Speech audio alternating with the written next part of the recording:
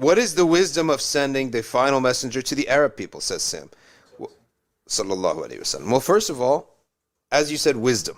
Wisdom, we all speculate what the wisdom is. Allah did not tell us exactly, but the wisdom is that, number one, that the messengers, the Arab people were so basic, they are the lowest common denominator of human life. The way they lived was so basic. So the Prophet has to come to the most basic of people, okay? And if they can get it and they could practice it, then those above them in civilization can definitely get it and practice it. That's number one. Number two, they're easy to change. If you come to if someone came to America, how could you change America right now? How could you change the Romans? There are too many institutions. It's so difficult. So you cannot put a whole lesson of transformation in one lifetime for them, 23 years. But you can with the Arabs. That's what one of the things Sheikh Saeed Ramadan al-Bouti says, one of the wisdoms is that they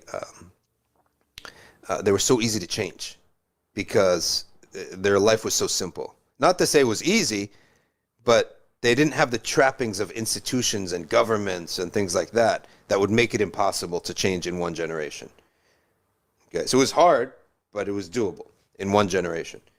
And the other thing they said is that the Arabs had essentially a language, and the book, the miracle of the Prophet, was a book. It was words.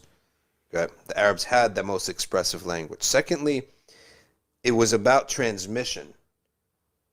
So you come to a people that don't use pen and paper. Their memories are extremely strong. So mass transmission became very easy with them. They all memorized everything right away.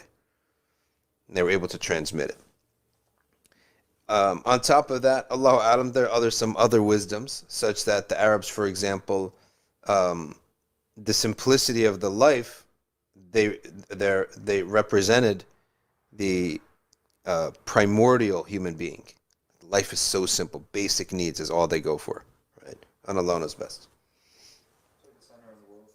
It's also, Arabia actually is the center of the world. If you look at, you have Africa to the west, Sham, which leads you to Europe, Anatolia and that area to the north, northwest, Persia to the northeast. India is right there too, southeast.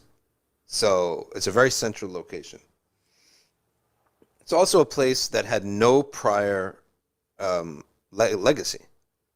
Nobody goes to Arabia except for Islam. Nothing raised up the Muslims, the Arabs, except Islam. So you go to Rome, oh, okay, you're Rome, right? We expect you to rise up, right?